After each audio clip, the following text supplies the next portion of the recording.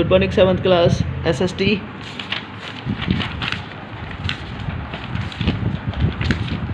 Lesson number 4, Mughal Empire, page number 54.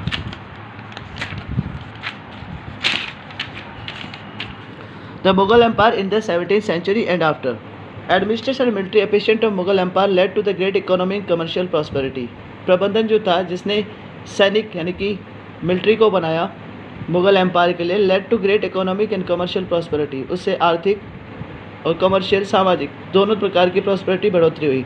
International traveller describe its as the fable land of the wealth.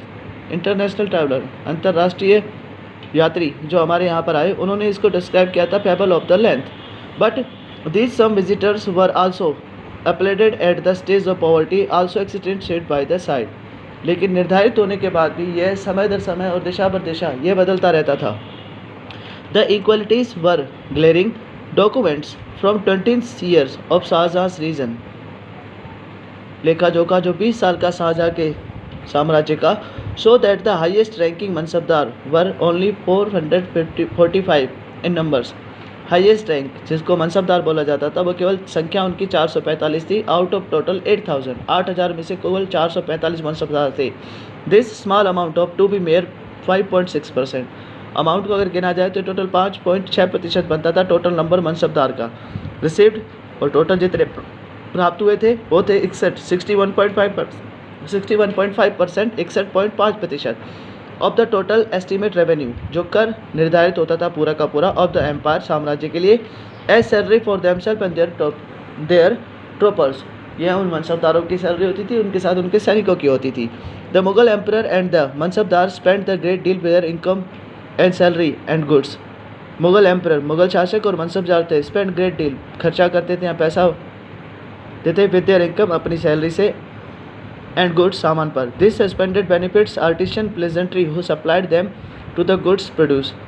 इस तरीके से supply वितरण करना जो होता था बिट्स और सामान का एंड प्रोड्यूस उत्पादन करना. But scale of revenue collection left very little for investment. लेकिन स्केल ऑफ रेवेन्यू कर का जो एक पैमाना होता था जो वो इकट्ठा करते थे left very little in investment in the hands of primary producer.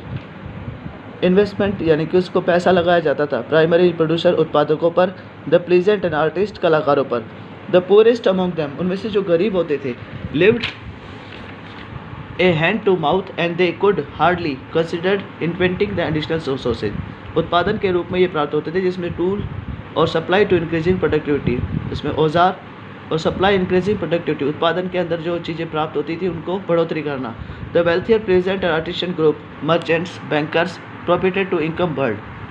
The wealthier peasantry and artisan group कलाकारों का जो ग्रुप होता था मर्चेंट व्यापारी bankers profit this economic world उन्होंने इस आर्थिक दृष्टि को बढ़ाया. The enormous wealth resources commanded by Mughal elite made them extremely power in the 17th century. इस तरीके की क्रियाकलापों ने 17वीं शताब्दी में मुसलमानों को बहुत ज़्यादा पावरफुल बनाया था. As the authority of Mughal emperor slowly decline. लेकिन अधिकार जो था मुगल साम्राज्य का वह धीरे धीरे समाप्त होने लगा. His servant encourage powerful centres of power in the regions. जो उनके नौकर रखे हुए थे या उनके जो कार्यकारी सदस्य थे उनके पास शक्तियाँ आई तो उन्होंने अपना साम्राज्य बनाना शुरू किया. They constitute new dynasty and held the command of provisions like Hyderabad and Awadh. उन्होंने अपना एक साम्राज्य बनाया और कमांड नियंत्रण किया था हैदराबाद और अवध पर. Although they continue recognise the Mughal emperor in Delhi. यद्यपि दे रिकॉग्नाइज वो पहचाने जाते थे मुगल एम्पर इन दिल्ली के द्वारा एज देयर मास्टर उनका मालिक. बाई 18th सेंचुरी 18वीं शताब्दी तक the provisions of empire consolidated independent political entities. अब जो साम्राज्य था वह राजनीतिक और आर्थिक रूप से स्वयं अपने आप चलने लग गया था. ये था आपका लेसन नंबर 4.